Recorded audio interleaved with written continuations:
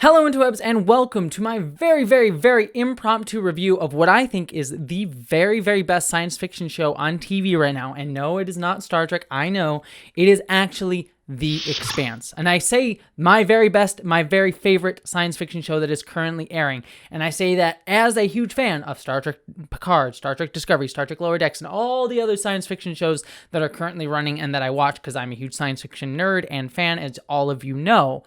But The Expanse, I think, is the best science fiction show out there right now. So while this is technically going to be a non-spoiler review of the first 3 episodes that just dropped for The Expanse on Amazon Prime for Season 5, they literally just came out, really, I want to take this video to just convince all of you who maybe haven't even heard of The Expanse or haven't given it a shot to really take a chance on this show, because I think it is absolutely wonderful. So the top of this video is just going to be me gushing about The Expanse and why you need to watch it, and then I'll talk a little bit about my spoiler-free thoughts on Season 5, the first 3 episodes that just dropped.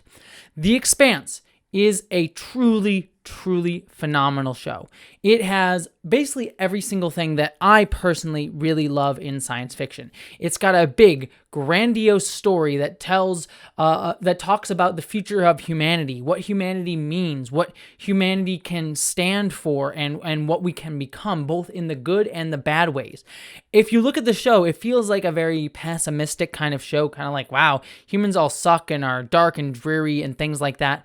But if you look beyond the surface, there's actually a very realistic and pragmatistic view on humanity, but also one filled with optimism that says that, if Star Trek is a series that is about, humanity moving past our limitations to become greater, The Expanse is a show about humanity becoming greater in spite of our limitations. Star Trek is like saying, if we can move beyond our baser instincts, this is what we can become. The Expanse is more of a realistic type of show that sort of says, this is what humans are, but what humans are can be something greater. It can be something beautiful every so often. Like 90% of the time we are awful and terrible and destroy each other, but that 10% of the time we can do something truly beautiful. And I love that look of The Expanse. But beyond that, if you are a big fan of Game of Thrones level plots and intrigue and different factions and different things going on, that is all here in The Expanse. It has a ton of different factions, a ton of different people and ideas going on, and it is truly wonderful. To give you a very basic overview of it, there is Earth, Mars, and the Belt. Earth is obviously Earth. They're like a socialist utopia. Everyone's sort of living wonderfully. It's a bit overcrowded and overpopulated, but Earth is sitting pretty. They have all the resources, all the money that they want. Mars is a colony that is very sort of militaristic, a little bit leaning fascist, but more militaristic, and very state-driven sort of colony. They kind of have a Cold War, but it every so often gets a little bit heated, but a Cold War with Earth. Basically, Mars is trying to build itself up to be another interplanetary power. It has a strong military. It wants to be seen on the big stage and sort of equal weight with Earth. And so they built up their military in order to take on Earth, but they don't necessarily have the resources to do this. And so their society is very much built on everyone's come on together, let's work together to build up Mars. Then you have the Belt, which is a bunch of space stations and, different, ships and things that is sort of in the middle of Earth and Mars. And these people are just sort of the very lower class. They're taken advantage of by both sides. And I love the way that they characterize the Belters. They have a sort of Creolan accent to all of them. And they very much are there's a lot of terrorist cells within the Belt that push back against both Earth and Mars and want to be recognized as their own entity, their own political entity, against those two big societies that are sort of taking advantage of Belters and sort of keeping them down.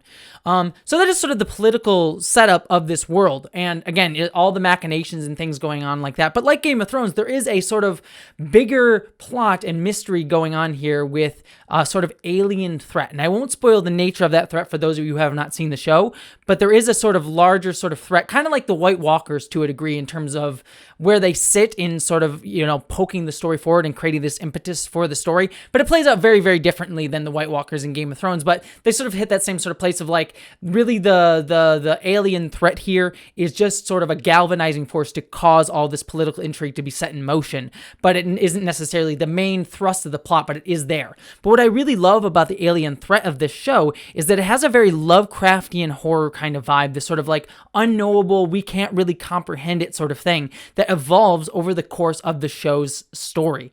It is all beautiful and all very, very fantastic, and it really makes for a deep, deep, thoughtful show. And one of the things that you all know that I love about my science fiction and my stories is that it's not just like a fun political intrigue thing, that it actually speaks to very real issues today. That's why I love Star Trek. I love shows that speak to today, to real issues today.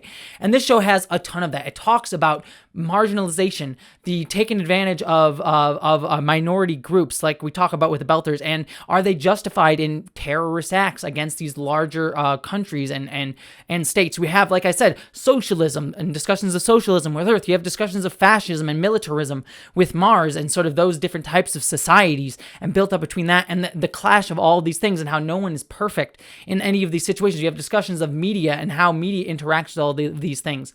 It's just truly a wonderful, wonderful show. But it all comes down to the characters. The characters are all really, really wonderful and beautifully evoked and phenomenally acted in this show.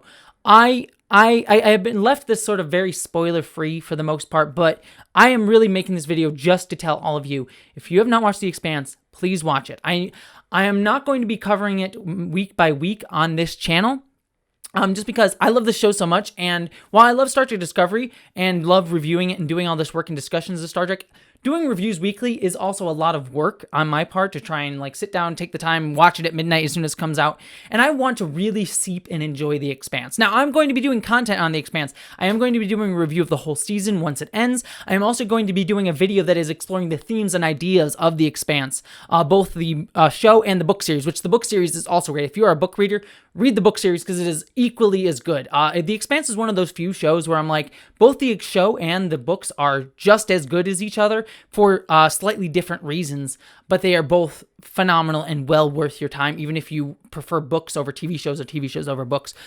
Both are well worth your time. And I am going to be doing a video exploring the themes of both the show and the book, kind of like I did Devs, which was another show that I really, really loved this year. I adored Devs, and I did a whole thematic blowout on that show, another science fiction show that I really loved this year.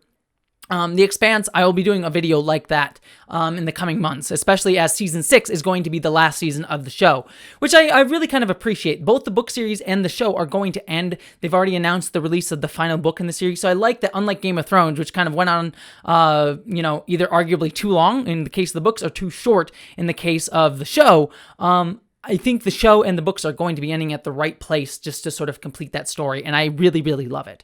So please, I implore you, if you are a fan of science fiction, if you're looking for a new show to really dive headlong into, or a book series to dive into, watch The Expanse. And finally, I will give you quick thoughts, for those of you who are caught up on The Expanse, my quick thoughts on the first 3 episodes of Season 5. Like I said, I'm not going to be doing this week to week, but just to give you my thoughts on Season 5. It is a really, really great season. Again, I'm going to remain spoiler-free here.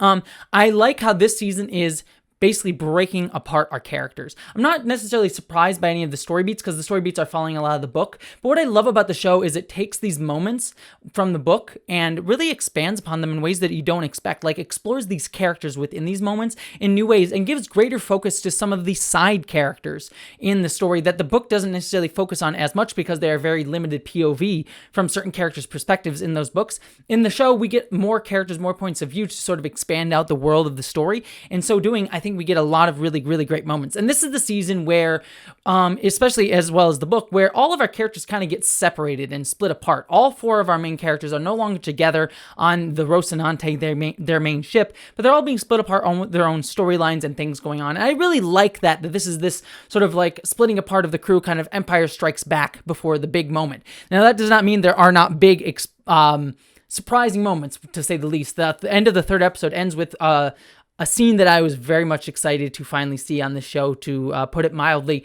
This book, the book that this season is going to be based on, Nemesis Games, is one of my favorite books in the series.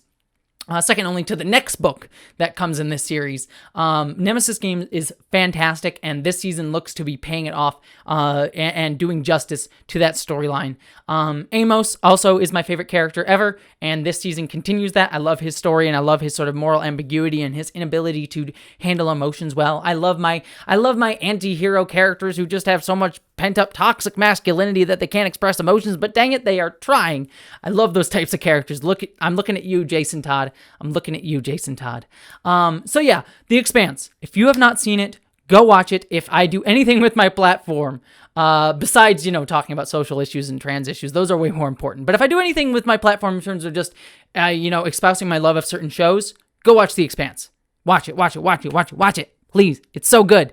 And yeah, that's all I had to say. Do you watch The Expanse? What did you think of it? What did you think of the season premiere? Let me know down in the comments below. Don't forget to subscribe for more discussions of science fiction for those videos on The Expanse that I will be doing later on. Don't forget, tomorrow I also have my big Jessie Gender holiday special coming out at 11 a.m. Pacific time. Very excited for that, so that's also coming. But beyond all of that, I hope that you, as always, live long and prosper and watch The Expanse. Thank you to all of my patrons this month, but especially Amanda Ronye Idanya, Catherine Lambeth, Ashley Ellen Bokikio, Miranda Janelle, Eli Bergmoss, Ashlyn Solstice, Michael D., Greg Gillum, Stephen Kleinard, Ulysses the Pagan, Randy Thompson, Munir Amlani, Chamomile T., Stephen Schuhart, Wellington Marcus, Boyd and Mary Beth Earl, Wayne Twitchell, Ish the Mad, Buttoneer, Roar, Christina Dalliance, Dominic Noble, John Steele, Michael Beam. She sells seashells by the seashore of Bajor. William Stewart, Gavin Robinson, The Sir Spence, BBD, Hannah F., Nathan Olson, Jason Knott, Andrew Jorgensen, Chris Brown, Jasmine, Maeve, Bree Beecher, Subraxis, Skylar Gray, Nathan Steele, Jane Packard and Chloe Dollar, Wen Dizzle-Bizzle, Gretchen Badger, Geek Filter, Bush, Celestial Dawn, Din, Sarah Bastam, Polly Mina, Jacob Tovar, Piston Twisted Garage, Lily, Jean Mithun, Andrew Lamori, Lysa, Zone 1 Librarian, Michael Hardy, Corey Honkanen, and KT Dunn. Thank you so much to all of you. You're quite literally making my dreams come true, so I cannot tell you how thankful I am.